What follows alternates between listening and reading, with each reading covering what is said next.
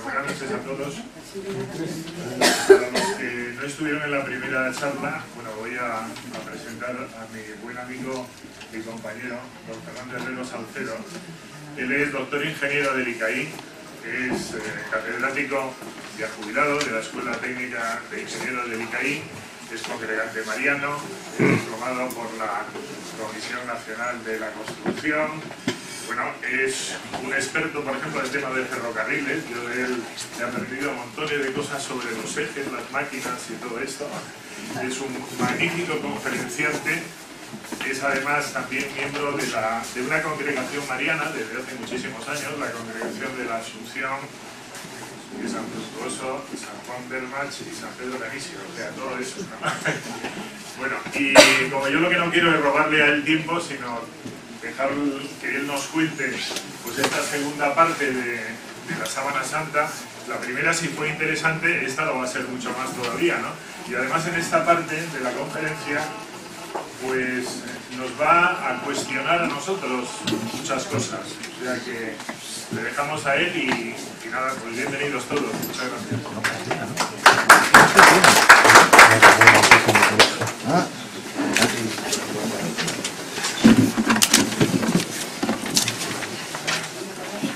Además de todo esto, mi compañero y maestro ha sido profesor de mi hijo, que también es compañero, o sea que... Y aprobé.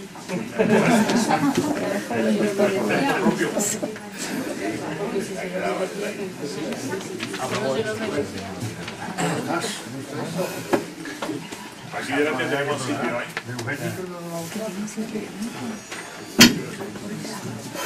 Si se me oye bien, preferiría no tener micrófono, porque me condiciona la mano. Será por la grabación. Ya. Bueno, en la primera charla estuvimos hablando de las investigaciones que han hecho los científicos y los historiadores sobre la Sábana Santa. Y ahí ya expuse los datos y una serie de cosas que hoy vamos a obviar totalmente. Hoy nos vamos a meter de lleno en la Sábana Santa y su contraste con el Evangelio. Cómo la Sábana Santa coincide con los datos que nos da el Evangelio y viceversa. Esto lo pusimos en la primera charla, el dato histórico. Los Evangelios son libros históricos donde ya se hace una mención de la sábana limpia con la que envolvieron el cuerpo de Jesús. Luego, la sábana está identificada por el propio Evangelio. Y esta era la imagen de cómo sería la sábana cortada, cortado en dos, para que pudieran ver las dos imágenes en vertical, la parte frontal y la parte dorsal. Y aquí ya empiezan los científicos a ver cosas en ella que vamos a contrastar con lo que dice el Evangelio. Bueno, en primer lugar, lo que se descubre al estudiar los datos de la Sábana Santa es que son los de un hombre que está completamente destrozado, absolutamente destrozado. Por todas partes tiene golpes, magulladuras, heridas sangrantes, todo él, lleno de chorretones de sangre, está destrozado. Las rodillas están desolladas y nos encontramos con que en Isaías, Isaías es un libro profético de 750 años antes de Cristo, el primer Isaías, nos dice que de la planta del pie a la cabeza no hay en él cosa sana, golpes, magulladuras y heridas frescas, ni cerradas, ni vendadas, ni ablandadas con aceite. Una descripción profética 750 años antes que va coincidiendo bastante con lo que aparece en la sábana. Y en Lucas 22:44 dice: sumido en agonía, insistía más en su oración, la oración del huerto. Su sudor se hizo como gotas espesas de sangre que caían en tierra. Se analiza los datos que hay en la Sábana Santa y los científicos llegan a la conclusión, los médicos, de que el cuerpo que hay en la Sábana Santa ha sufrido la hematidrosis o sudor de sangre. El efecto del sudor de sangre es ante una situación de pánico, de terror, de miedo y en una situación extrema, y nosotros, cualquiera de nosotros, ha sentido un poquito a lo mejor esa sensación alguna vez, pero muy suave, por supuesto. Por ejemplo, cuando nos cuentan algo y se nos ponen los pelos de punta, o la carne de gallina, o nos da un escalofrío. Ese es un principio de esa sensación. Se han hecho estudios sobre soldados que han muerto en el frente de batalla y se les ha visto que en la situación extrema de la batalla habían sufrido el efecto de la hematidrosis. Esa situación de pánico lleva a que esa sensibilización de la piel provoca que se rompan los poros más pequeños de los vasos sanguíneos que riegan la piel extrema, y esa sangre fluye en gotitas muy minúsculas, fluye por la piel y se une a las gotas de sudor y las tiñen de color. Lucas era médico y Lucas, cuando se lo cuentan, Lucas no fue testigo de ello, cuando se lo cuentan llega a la conclusión de que ha sido esas gotas espesas de sangre que las ha sudado. No era propiamente sangre solo, era el sudor frío que nos escurre por la piel, teñido por esas microgotas de sangre que han salido por la piel. Eso ha provocado también que toda la piel se haya quedado mucho más sensible y se pueda apreciar mejor las huellas que han dejado los tormentos que le han causado al hombre de la sangre. ¿Por qué se produce esa situación de pavor, de terror en Cristo? Es la agonía. Estuvo 3 horas orando al Padre. 3 horas pidiéndole que pase de mí este cáliz. Padre, si tú quieres que pase de mí este cáliz, pero no se haga mi voluntad sino la tuya. ¿Cuál es el cáliz que va a pasar Cristo? ¿Cuál es el que va a tener que beber? El de que Cristo se ve cargado con todos los pecados de la humanidad. El que no ha cometido pecado, Dios lo hace pecado. Se hace pecado por salvar a todos los hombres. Y carga con los pecados de toda la humanidad sobre sus espaldas para justificarlos en la cruz. Esa situación de verse empecatado, entre comillas, esa situación le lleva a ese pavor, a ese terror, a esa agonía. El pecado es el antiamor y Dios es el amor. Luego el pecado y Dios no se pueden ver. El antiamor y el amor no son compatibles. Y entonces, ¿qué ocurre? Que el Padre, que ama a Cristo como nos podemos imaginar, y aún así, el Padre que ama a Cristo se encuentra con que Cristo está empecatado en ese momento. La oscuridad no es compatible con la luz. Y entonces Cristo se ve completamente solo en ese momento. Y en la cruz lo dice: Dios mío, ¿por qué me has abandonado? Se siente rechazado por el Padre por los pecados que lleva sobre sí. Esa es la situación que le lleva a Cristo a pedir al Padre que pase en este cáliz y al final decir: pero no se haga mi voluntad sino la tuya. 3 horas de agonía. Algunos sacerdotes les he oído decir que estuvo al borde del pecado, pero no pecó, pero que estuvo al borde del pecado.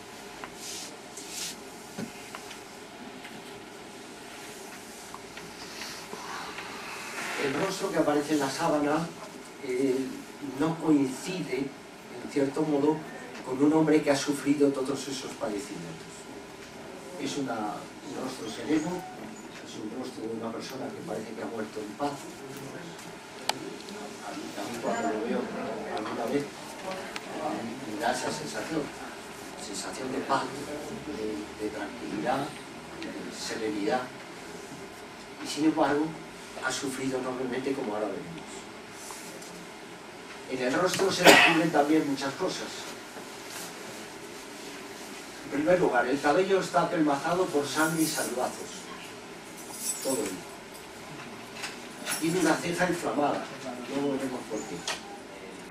El pómulo hinchado y la nariz inflamada y el cartílago roto. Veremos después por qué.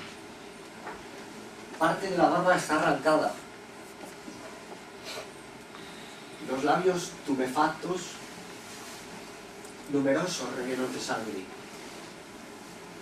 He marcado unos cuantos, pero hay más de 60 rellenos de sangre en el rostro.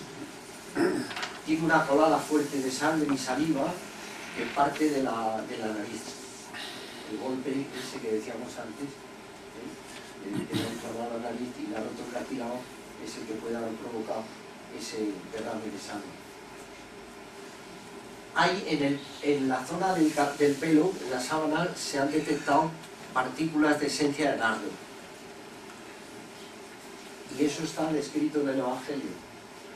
2 días antes de la Pascua, hallándose en Betania, en casa de Simón el leproso, cuando estaba recostado a la mesa, vino una mujer con un frasco de alabastro lleno de un ungüento de nardo auténtico de gran valor, y rompiendo el vaso de alabastro, se lo derramó sobre la cabeza.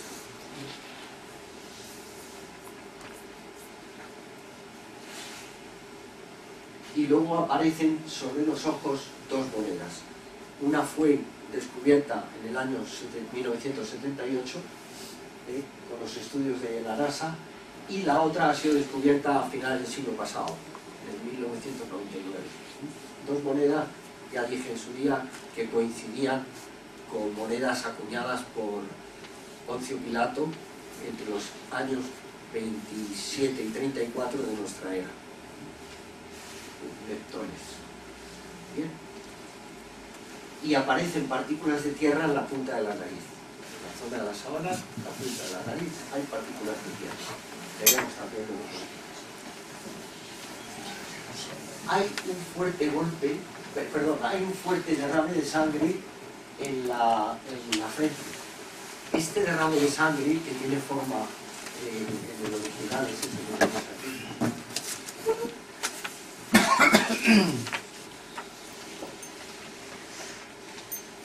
Este que hay aquí, es el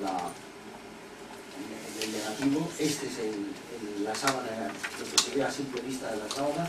Hay un derrame de sangre en forma de épsilon, que dijeron ya los científicos, ya a principios del siglo pasado, es decir, los años 1910, por ahí, el doctor Bardet dijo que era un detalle tan científicamente y médicamente estudiado que no podía haber sido falsificado.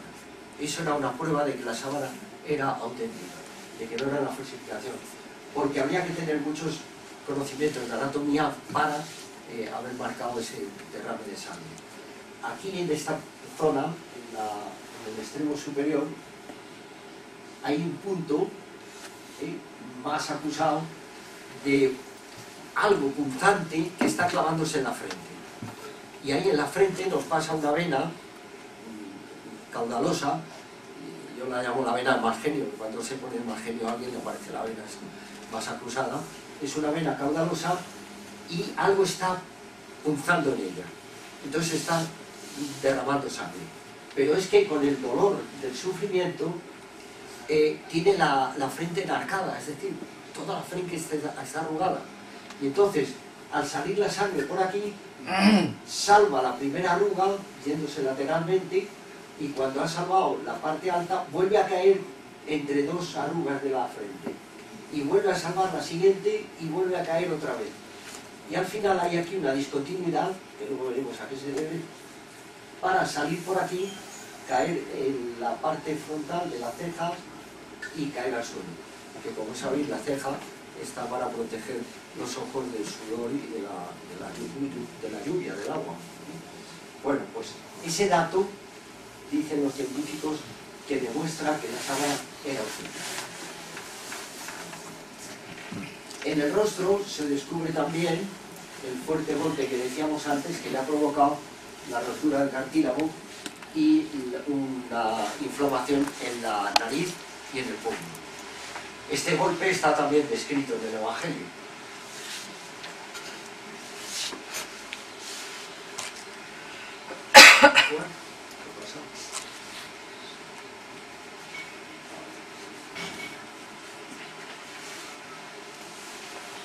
En Juan, en el Evangelio de Juan.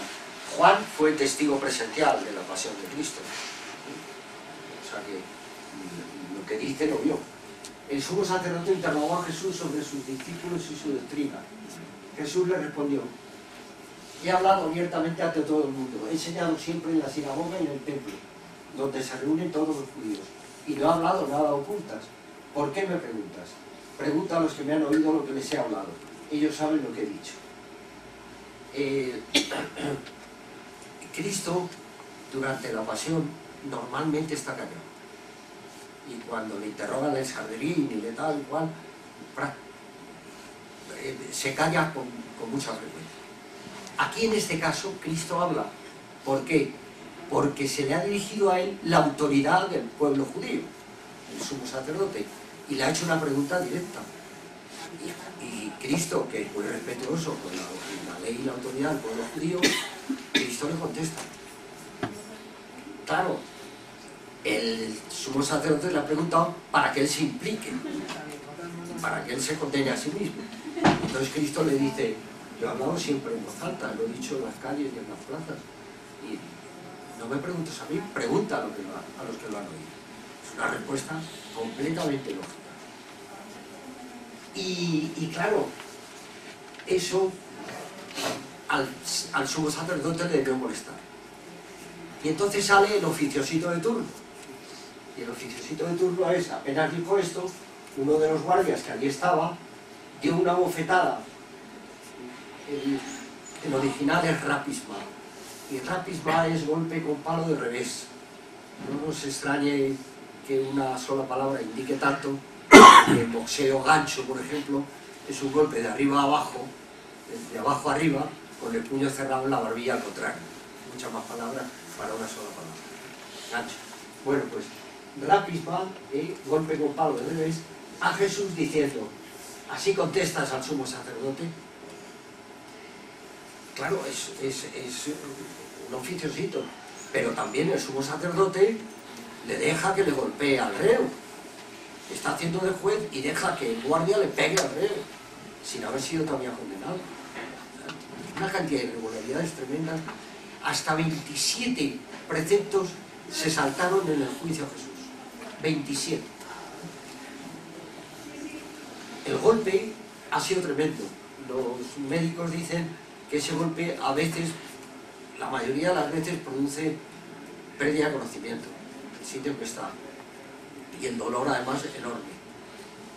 Sin embargo, Jesús dice: si he hablado mal, declara lo que está mal, pero si he hablado bien, ¿por qué me pegas? Jesús ahí podía haber contestado de varias maneras. Una es haberse vuelto con la mirada y haberlo fulminado, hubiera desaparecido. No nos ha pasado a nosotros cuando nos pisan en el metro, que lo hubiéramos fulminado si era posible. Otra es decirle: estás faltando al respeto al tribunal, porque estás pegando a un reo. Bueno, pues Jesús contesta de la manera más perfecta. Le está diciendo al otro, con toda suavidad y con toda delicadeza y con todo amor, que ha hecho mal y por qué ha hecho mal. ¿Por qué me pegas? Con toda serenidad y con toda paz.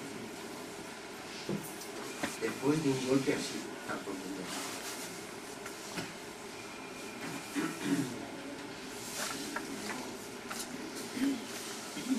Bien. Aquí podemos ver, lo hemos marcado unos cuantos, unas parejitas de golpes. Podéis ver golpes por parejas, aquí donde estoy marcando, son dos puntitos, uno y otro, dos puntitos. Hay muchos, he marcado unos pocos para que se pueda ver, muchos golpes así por parejas.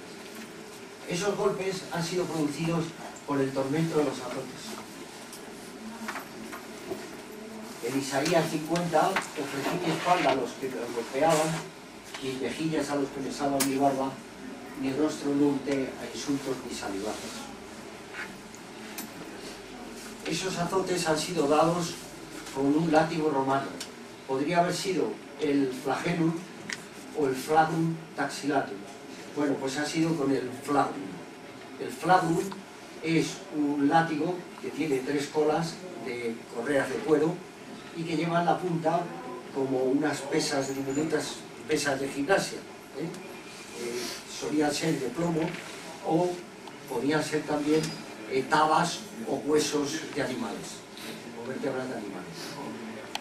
En numerosas ocasiones, en el extremo, en la gola extrema, solían llevar unas púas clavadas, con unos clavitos puestos ahí, para que al azotar se rasgara el golpe y no se produjeran ahí trombos que pudieran producir algún problema circulatorio. Bueno, pues han sido dados con el flagum. Se ha hecho un estudio de todos los golpes que hay, no todos, porque las partes laterales del cuerpo no se ven en la sábana, los laterales no se ven, y luego hay alguna zona que está quemada por el incendio y que tampoco ahí se puede contar. Bueno, pues lo que se ha podido contar son más de 720 impactos, más de 720 puntitos. 720 impactos, lo que supone más de 120 azotes con el flagum de 3 colas y 2 bolas por cola. Más de 120 azotes. No ha sido entonces aplicado por los judíos, el tormento de los azotes, porque los judíos tenían el límite de 40, 39, por si se equivocaban en la cuenta, 40 menos 1. Y ha sido aplicado por los romanos. ¿Con qué? Con la técnica romana, además, porque se ha visto que eran 2 los que han azotado desde los 2 costados. Era la técnica romana también para azotar, para que el verdugo no se relajara y se picaban el uno al otro, a ver quién daba mejor y más fuerte. En los 2 costados aplicaban el tormento poniendo al reo sobre una columna y ahí golpeaban. Tenían muchísimo cuidado de no golpear ni la zona del corazón, ni la cabeza, ni la columna vertebral, porque la columna vertebral, un golpe ahí podría ocasionar la parálisis del reo. En la zona del corazón podría provocar una parada cardíaca y en la cabeza por lógica, vamos. Solo respetaron la cabeza, la columna vertebral y la zona del corazón. El tormento le produjo pleuritis y pericarditis contusivas.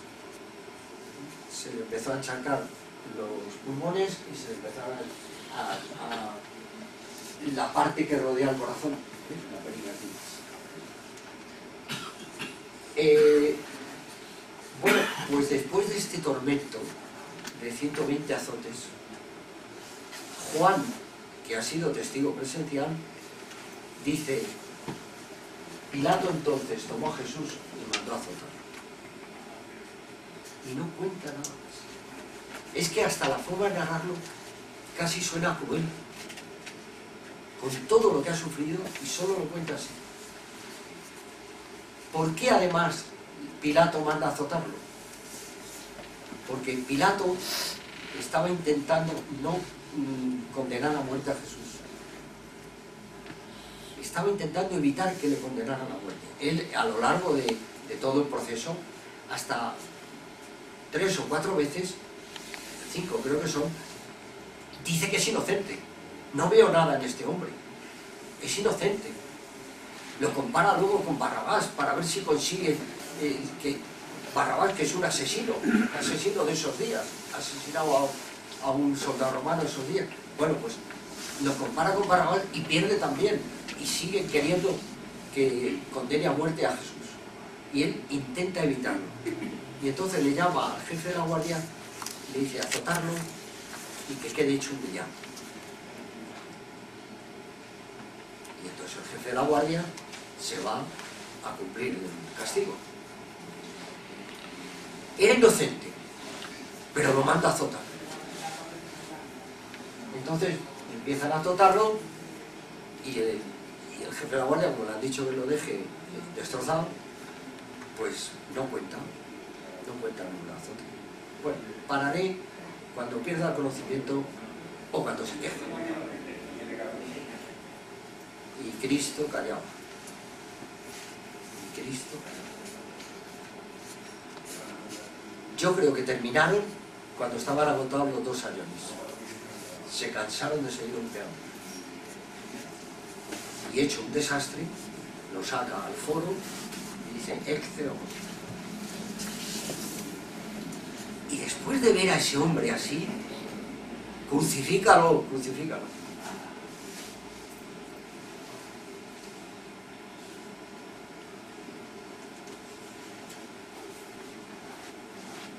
Bueno, pues yo aquí me haría la pregunta de si soy el Sayón de la izquierda, con mis calumnias, mis envidias, mis blasfemias, o soy el Sayón de la derecha, con mis dogmatismos, mis intransigencias, mis rencores, falta de calidad. Y nos hemos hecho esta pregunta alguna vez. ¿Nos pondríamos en el lugar de Cristo? Todos amamos a Cristo, estoy convencido de ello. Pero llegado el caso, te diríamos, quítate tú, que me pongo yo.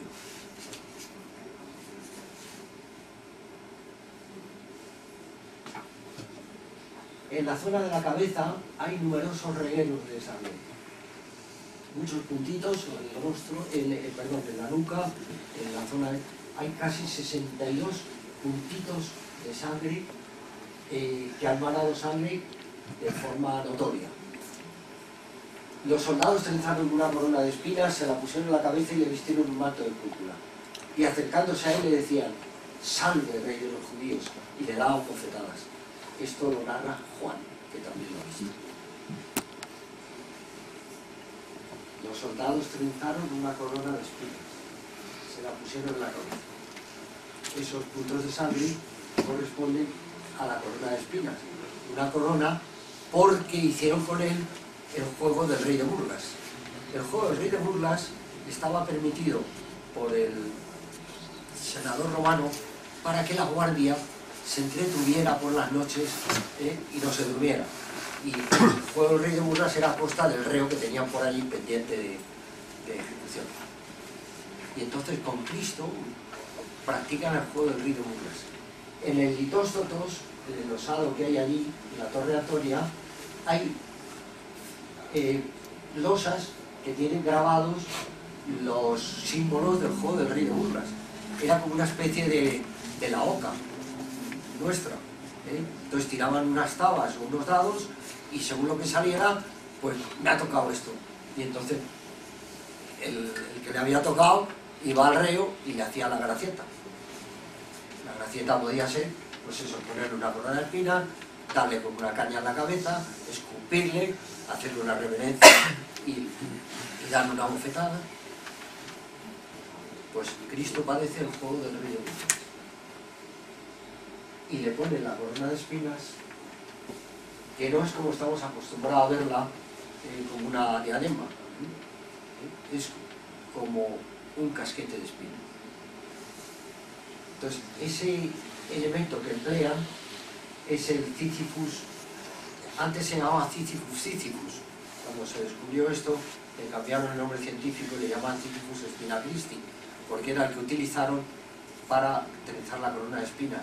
Era un arbusto de zona desértica, muy recio, muy fuerte, con unas púas enormes, que al ser de secano, pues ardía muy bien luego, y lo utilizaban para calentarse por las noches en las guardias. El Sisyphus spinacristi.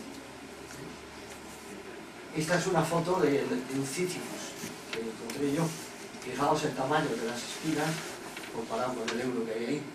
Bueno, pues esta espina yo intenté, con el dedo pulgar, intenté doblarla. No hay manera, taladra el dedo pulgar. Es muy fuerte, muy gruesa, y todavía estaba verde la hoja. Cuando está seca, pero todavía.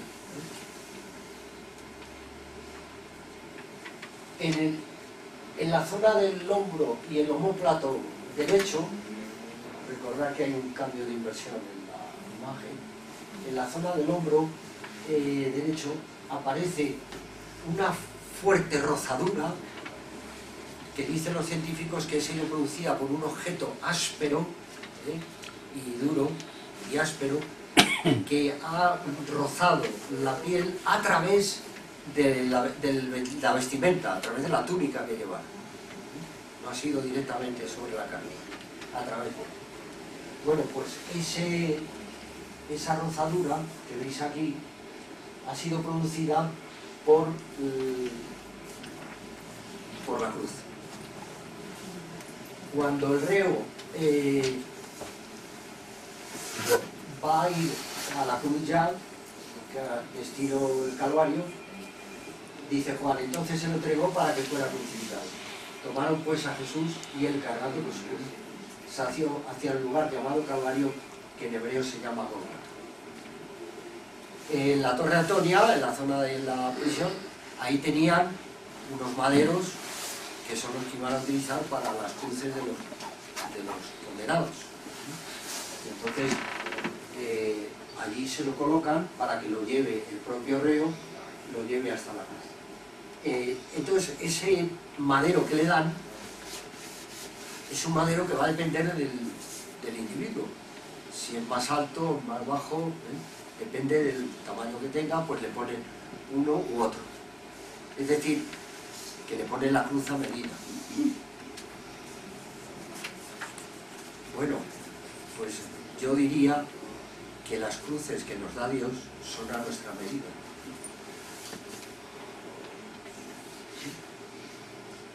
Que no te va a dar una cruz que no puedas soportar, que son a la medida.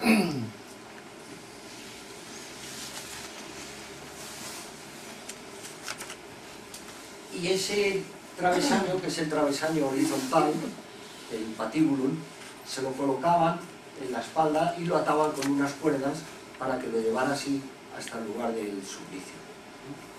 El palo vertical estaba clavado en el lugar del suplicio, del Calvario.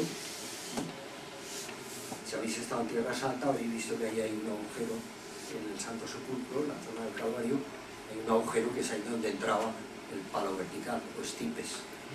Bueno, le colocan el madero sobre la espalda, sobre los hombros, y lo atan a los brazos. Pero también le ponían una cuerda que le ataba al tobillo, uno de los extremos, y el otro lo ataba a otro reo que fuera en el mismo suplicio, a la vez que él. Entonces los ataban así. ¿Por qué los ataban así? Pues les ataban así porque el crucificado, el que va a ser crucificado, le tiene un pánico tremendo a la cruz. Es la peor muerte que se puede sufrir. Entonces, para ver si puede eludir la muerte, al tener ese travesaño aquí, se defiende haciendo el molinete para pegar a la escolta que le sigue, a los guardias de la escolta, a ver si uno de la escolta le da un golpe o le da un lanzazo y tiene la suerte de que le mata. Entonces, para evitar que se puedan defender de esa manera y continúen hasta el Calvario, los ataban así. Entonces ya no podían girar.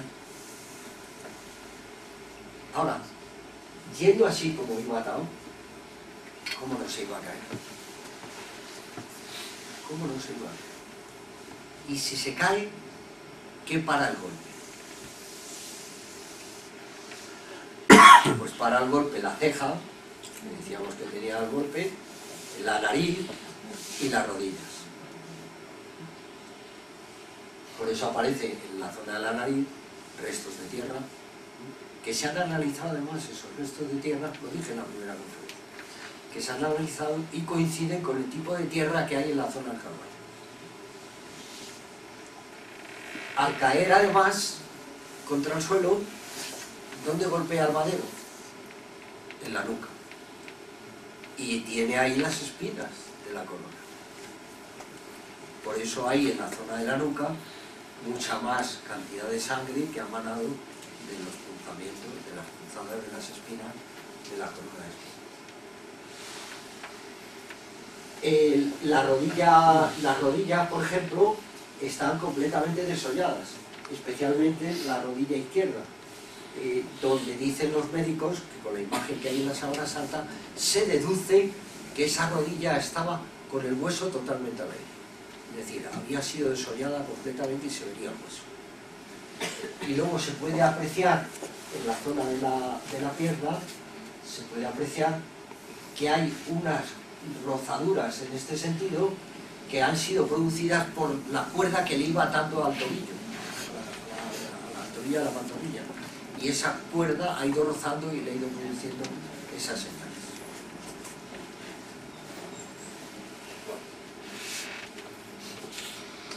Tomás, uno de los 12, llamado Mellizo, no estaba con ellos cuando vino Jesús. Los otros discípulos le decían: hemos visto al Señor. Pero él les contestó: si no veo en sus manos la señal de los clavos, y no meto mi dedo en el agujero de los clavos, y no meto mi mano en su costado, no creo. Está claro que fue crucificado con clavos. Al reo normalmente lo ataban o lo clavaban. Podía haber sido atado simplemente. En este caso está claro que fue clavado, porque fijaos aquí en la zona de la muñeca, en el dorso de la mano esta, hay un agujero enorme con un fuerte derrame de sangre en dos direcciones. Luego veremos por qué las dos. Y eso ha sido producido por un clavo. Dicen los científicos que por la huella que hay ahí, ese clavo debió sacarlo y volverlo a clavar, porque debió encontrarse con un muro de madera o con cualquier otra circunstancia. Es decir, que ha entrado dos veces en la muñeca.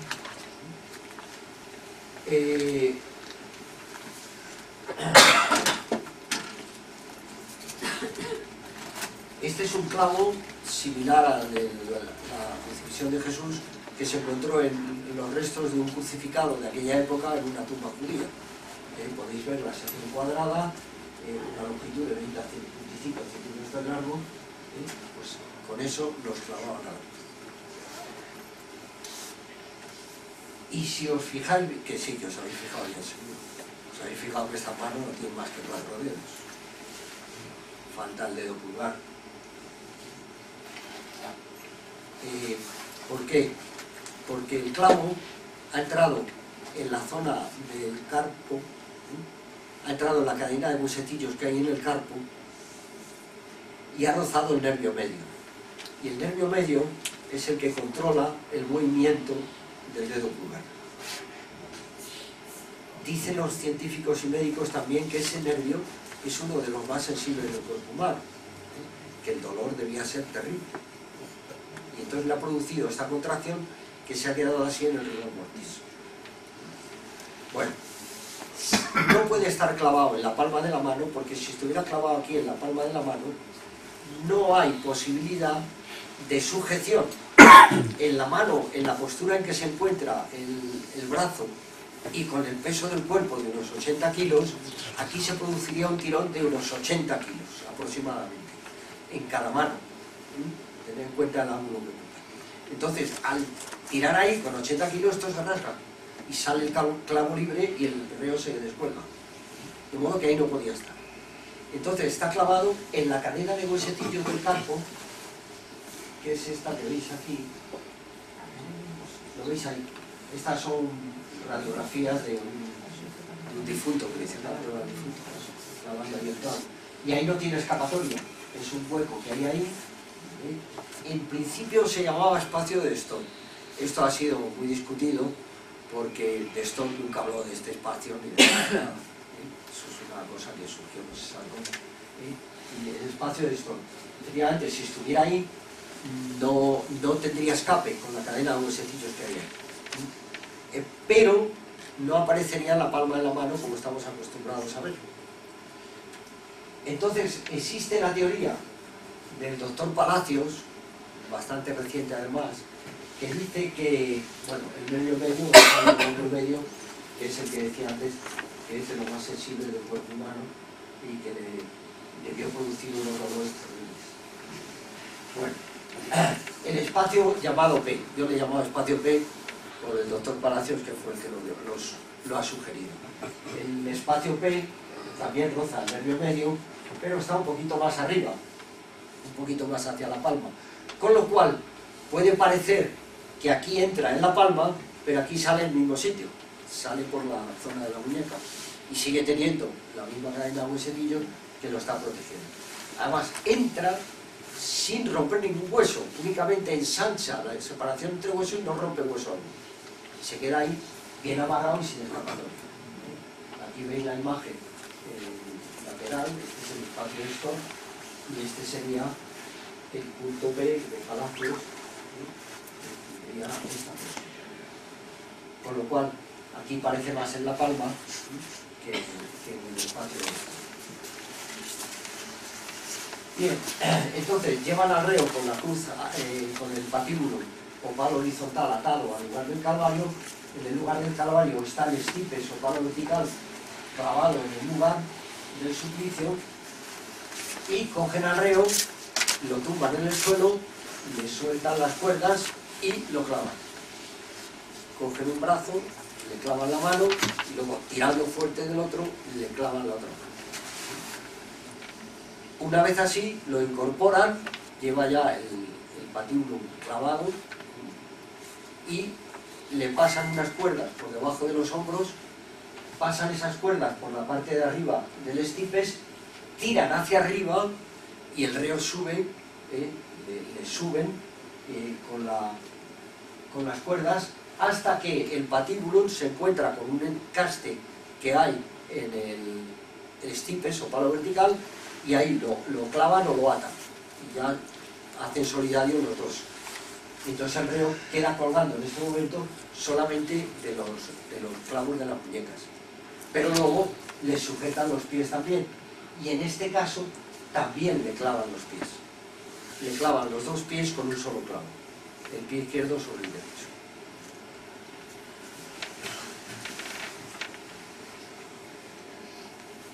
Aquí aparece el taladro en los pies, este es el pie derecho, y ahí está el pie izquierdo un poquito más levantado. Esto tiene mucha historia, mucha anécdota que contar, lo del pie este más levantado, porque es que al principio, cuando no se sabían todas estas cosas de la Sábana Santa, pero ya conocían los fieles de la Sábana Santa, sobre todo en la zona de Oriente, Bizancio y todo eso, pues en las imágenes y iconos de la iglesia bizantina, si habéis observado, hay muchos en los cuales la Virgen está tapando un pie a Jesús niño, para que no se vea que es cojo, porque pensaban que Jesús era cojo. Pero más aún, si recordáis, la cruz bizantina tiene en la parte de los pies, tiene un travesaño que está inclinado por una pierna y otra, una más larga que la otra. O sea que de estos datos que salen de la Sábana Santa, la antigüedad que tenía. Bueno, pues aquí en este podemos ver, en esta imagen, podemos ver el taladro que hay aquí, y un derrame de sangre fuerte aquí. Aquí en el otro pie no se llega a distinguir el taladro, está ya un poco alejado, pero sí se distingue una mancha de sangre que está impregnando prácticamente toda la planta del pie. Pero curiosamente hay como dos zonas que están despejadas de sangre. Bueno, pues esas dos zonas coinciden con la postura de los dedos de una mano que ha sujetado ese pie. Es decir, que han sujetado ese pie y con los dedos se ha llevado la sangre que había. Al bajarle de la cruz, lo han sujetado por ahí y se ha... Bien. El taladro del pie está ahí, en esa zona, no tiene escapatoria. El peso viene de arriba, la fuerza viene de arriba y no tiene escape. Esta es la línea de Lisfranc y ahí no hay escapatoria posible y soporta lo que haya que soportar. El tormento de la cruz. El tormento de la cruz, decía antes, que es el tormento más horrible que puede padecer una persona. Que además estaba muy estudiado. Eso de que no sabe lo que hace es otra obra, otro acto de misericordia del Señor. Sabía lo que hacía. El tormento de la cruz se aplicaba por dos motivos. Una, por la gravedad del delito, y otra, por dar ejemplo, dar ejemplaridad a todos los que lo vieran. Entonces se ponía en zonas donde pueda ser visto por los transeúntes. Por eso les crucificaban en las afueras de la ciudad y cerca de la puerta de entrada, para que todo el visitante que viniera se diera cuenta de que aquí había orden. Y entonces el tormento de la cruz podía durar un mes, 2 meses, o podía durar horas, dependiendo de las condiciones en que se aplicaba. Si al ponerle la cruz, en lugar de clavarlo, lo atamos, ya hemos aliviado bastante. Si además le ponemos un sedile, pues se puede quedar sentadico, y si además le ponemos un subpedáneo, pues también. Es decir, pero en la cruz aquí no había ni sedile, ni subpedáneo, y está clavado, no atado. Bien. ¿En qué consiste el mecanismo de muerte en cruz? Pues consiste en un mecanismo de asfixia-agotamiento, una mezcla entre asfixia y agotamiento. En la posición en que el reo está abatido, caído, está colgando de los brazos, las piernas las tiene flexionadas, pero en esta posición el diafragma oprime los pulmones y se puede respirar muy mal. Se coge poco aire, más todavía en este caso que estaba ya con los pulmones encharcados, se coge poco aire, se oxigena poco el organismo, la cabeza empieza a dar vueltas, falta oxigenación, y entonces el reo, para poder recuperar las energías, lo que hace es tirar de los clavos de las manos, empujar con el clavo del pie hacia arriba, incorporarse, ensanchar la cavidad torácica, tomar aire, y el agotamiento es tremendo y vuelve a caer. Es decir, que estaba en 2 posiciones normalmente en la cruz, una abatido y otra incorporada. Abatido y agotado, colga de los brazos, se incorpora para respirar, tira de los brazos y empuja con los pies hacia arriba. Mecanismo de asfixia, agotamiento. En este caso, que además había sufrido el tormento de los azotes, la corona de espinas, etc., peor todavía. Y a esto, si queréis, le añadimos más cosas que no dicen ni la sábana ni el Evangelio. Por ejemplo, los tábanos. ¿Os imagináis en las afueras de la ciudad a las 3 de la tarde? Tábanos por ahí rondando al olor de la sangre. Tiene que ser espantoso.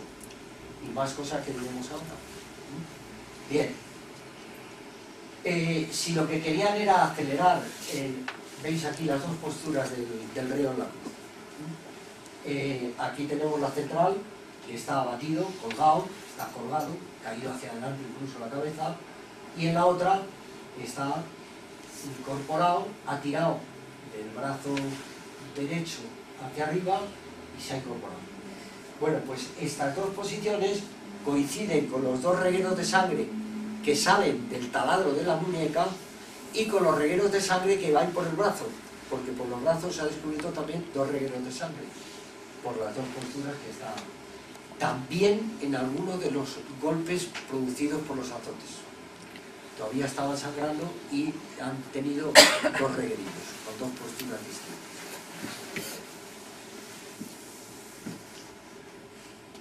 Los judíos, como era el día de la preparación, para que no quedasen los cuerpos en la cruz el sábado, porque aquel sábado era muy solemne, la Pascua, rogaron a Pilato que les quebraran las piernas y los retiraran. Este era otro de los sistemas que utilizaban el tormento de la cruz. Si lo que queremos es acelerarlo y el reo todavía está aguantando, pues vamos a partirle las piernas, que ya no se puede empujar para arriba, con los brazos solos no va a poder. Entonces, a partir de las piernas no empuja para arriba y se acaba asfixiando en la postura batida. Le parten las piernas además por los muslos, parten el fondo. Como los golpes contundentes, parte de las piernas. Fueron pues los soldados y quebraron las piernas del primero y del otro crucificado por él. Pero al llegar a Jesús, como lo vieron que ha muerto, no le quebraron las piernas.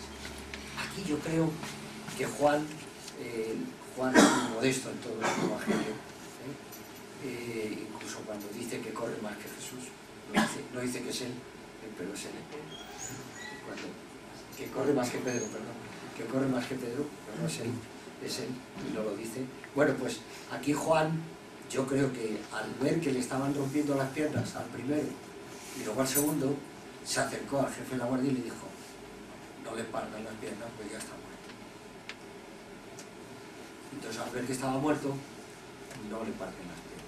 Pero el jefe de la guardia tiene que tener buena cuenta de que está muerto, porque las leyes romanas decían, en el código militar, que aquel cuaternio que tenía encargado cumplir la sentencia de muerte de un reo, si el reo no moría, morían los del cuaternio. Si el reo salía vivo, los del cuaternio cumplían la condena de muerte y se les mataba a ellos. Entonces el jefe de la guardia lo que hace es decir: ¿está muerto? Vale, pues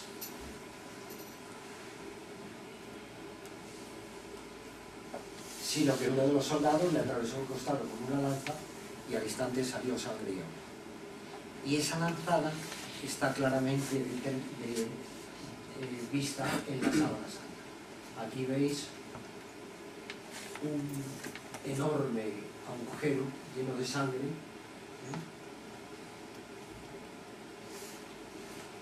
en el costado derecho,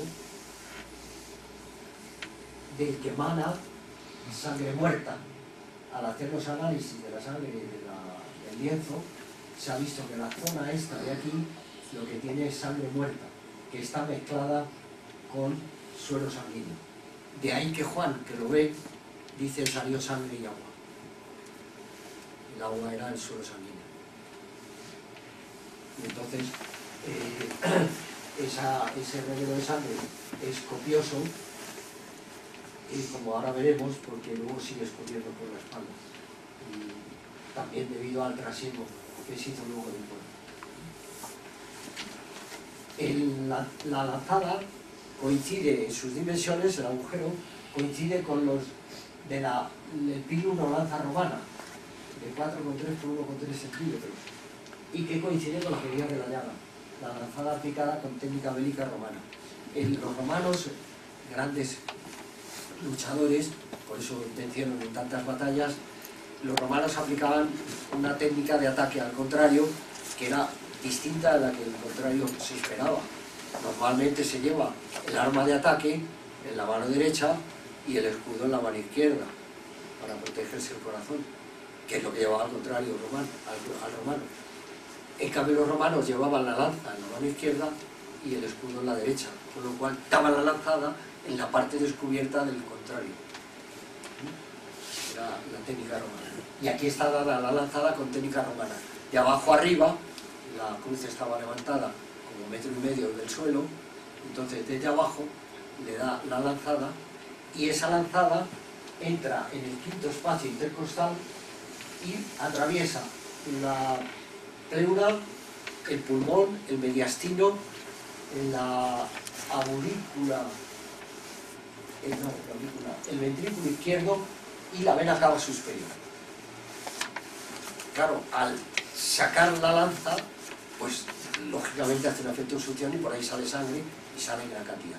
Pero luego, al bajarlo de la cruz, al doblarla y tal, se produce un derrame adicional por la compresión de la cavidad torácica.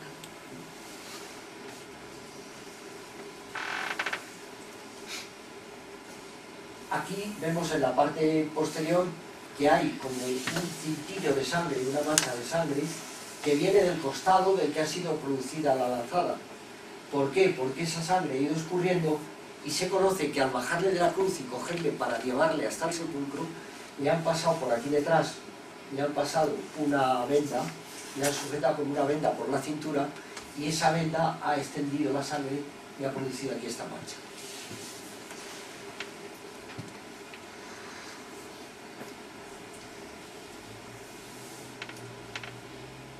¿Cuál fue la causa de la muerte?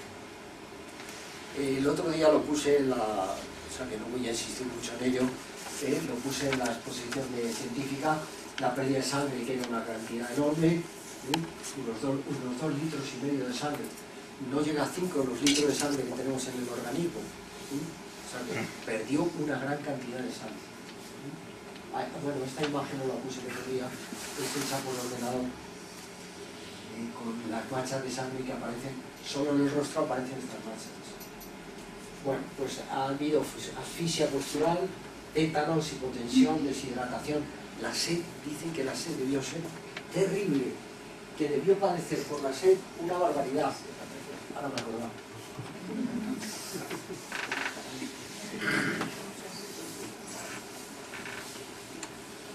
La pericarditis, la pleuritis contusiva, el colapso ortostático, está puesto en posición vertical, toda la sangre baja a la parte inferior del cuerpo, no se riega a la parte superior, el cerebro ni nada, la coronaria va teniendo cada vez menos sangre y al final el colapso. Cefalalgia, el dolor de cabeza debió ser espantoso, no solo por la columna espina, sino por todo, la pérdida de sangre, el dolor de los azotes, taquicardia arrítmica, infarto, asfixia por difusión pleural. Bueno, ¿y tú? ¿Cuál piensas que fue la causa de la muerte?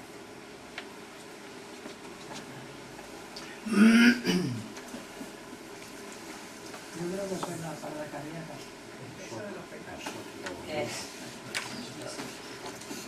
Al meterle en la cabeza. Cristo murió voluntariamente y murió por amor. La causa de la muerte de Cristo fue por amor.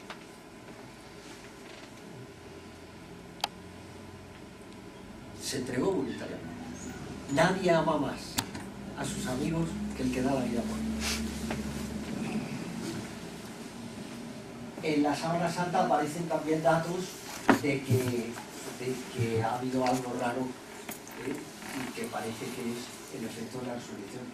La señal de putrefacción ha estado entre 28 y 36 horas de contacto entre el lienzo, se ha separado el lienzo de forma inexplicable, que esa imagen inversa a la distancia cuerpo-lienzo y sin que el peso del cuerpo distorsione la imagen.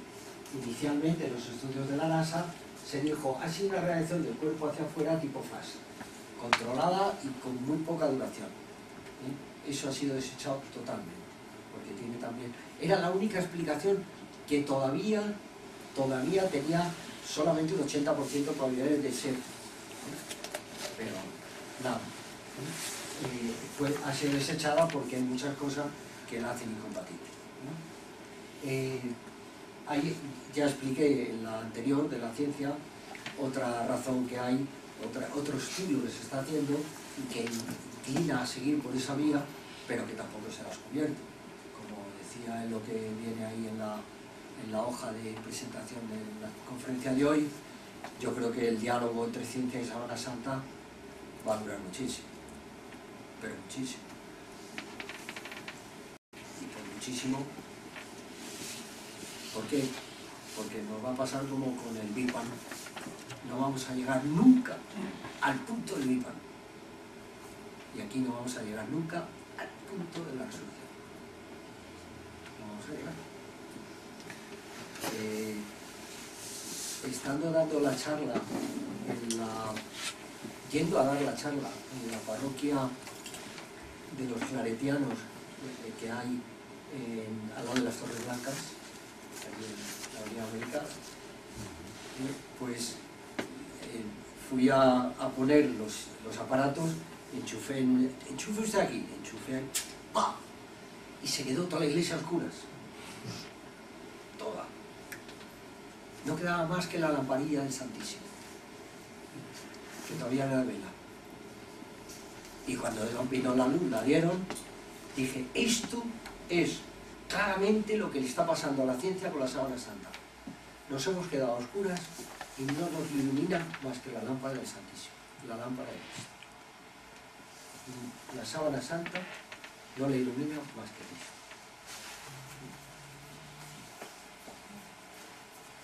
Bueno, pues la resurrección está reflejada en los 4 evangelios. Hay pasajes que no se repite en los 4 evangelios, la gran mayoría. Sin embargo, la resurrección sí está en los 4. ¿Por qué? Pues porque es la clave de nuestra fe.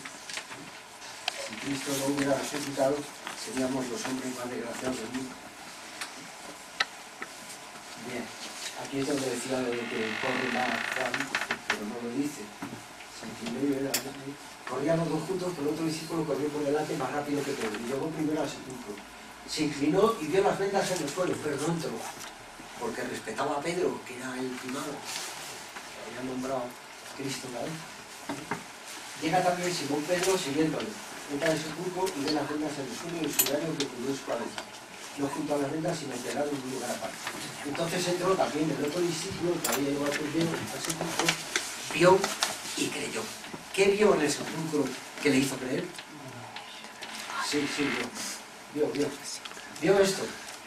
Vio que cuando lo enterraron, estaba también Juan, el cuerpo estaba envuelto. Pero ahora vio que en la misma envoltura lo que estaba es desinflada. No había nada dentro. Pero en el mismo sitio que se encontraba. En el mismo. Las vendas en el suelo, la sábana y el sudario que le había cubierto la cabeza plegado en un lugar aparte, porque ese es el que habían utilizado para limpiarle un poco y lo dejaron allí, con las cosas del difunto. Bueno, pues lo que vio es eso, que se había desinflado y desaparecido cuerpo por dentro. Ya expliqué en la anterior charla qué intentos de explicación está dando la ciencia a este desinflamiento, que es seguramente el que ha provocado que aparezcan las huellas del cuerpo, aparezcan en la sábana.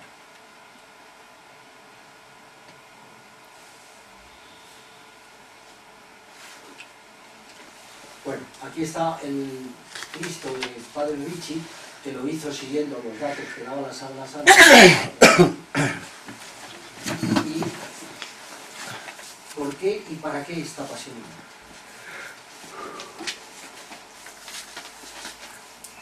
Dios nos hubiera podido redimir. Él es todopoderoso, pues de cualquier manera. Perdón, venga.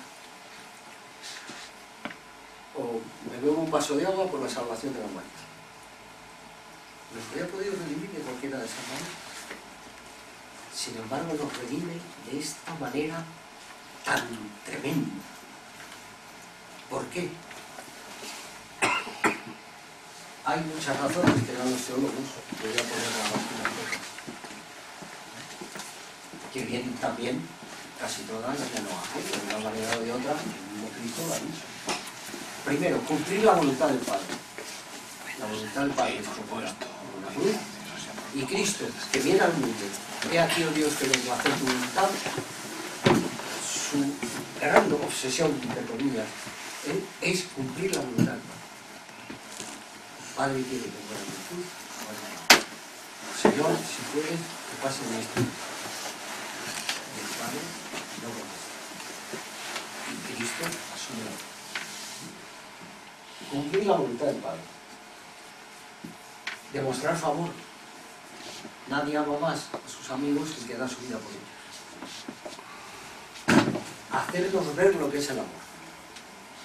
Así está dispuesto a todo, a entregarse a lo que sea, entregarse por el otro como sea, estar dispuesto a hacernos ver la gravedad del pecado. El pecado es algo terrible, es el antiamor. Dios es amor, Dios te ha creado a su imagen y semejanza, te ha creado por amor y para el amor, y vas tú y pecas, el antiamor. Espantoso, horroroso. Pero no nos damos cuenta, el pecado se ha devaluado en ese sentido. Y así nos hace ver la gravedad del pecado, que llega a producir que el Hijo de Dios, que se hace hombre, muera en una cruz. Por mi pecado, por tu pecado, por el pecado del otro. Por mi pecado, Cristo muere. La gravedad del pecado. Para dar sentido al dolor.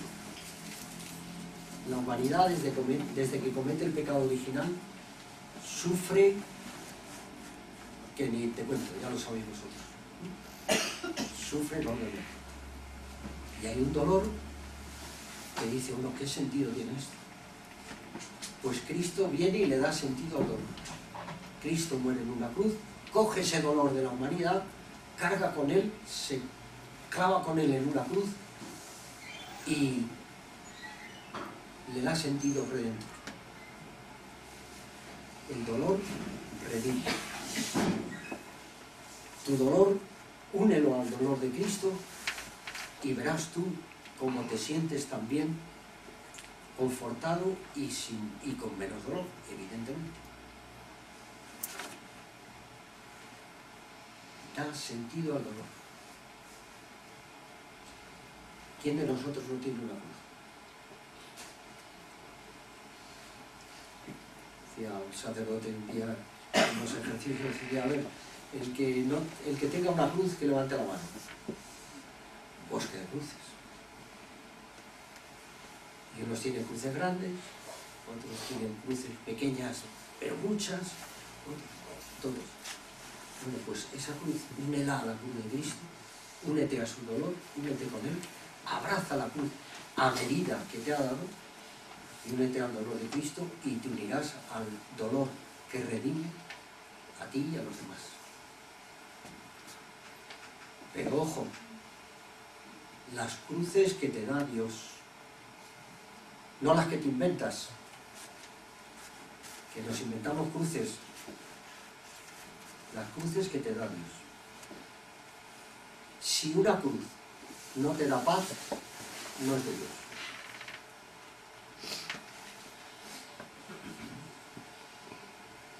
Servirnos de ejemplo en todo, en cumplir la voluntad del Padre, en amar a los hermanos, en darnos cuenta de la verdad del pecado, servirnos de ejemplo y abrirnos el camino. Voy ahora al cielo para abriros el camino y encontraros alojamiento, viene a decir Cristo en la última cena. Bueno, pues después de eso termino con esta pintura del artista Demián, que la hace a partir de la imagen que hay en la Sábana Santa y saca esta imagen. Esta la hizo de la foto Josep Henry del año 1934, desde que tiene ya esta imagen, tiene 80 años prácticamente, y sacó, yo creo, un rostro que se parece bastante a lo que nos imaginamos de Cristo. No digo que sea él, pero bueno, ¿será así el rostro de Cristo? En la Sábana Santa este se parece bastante.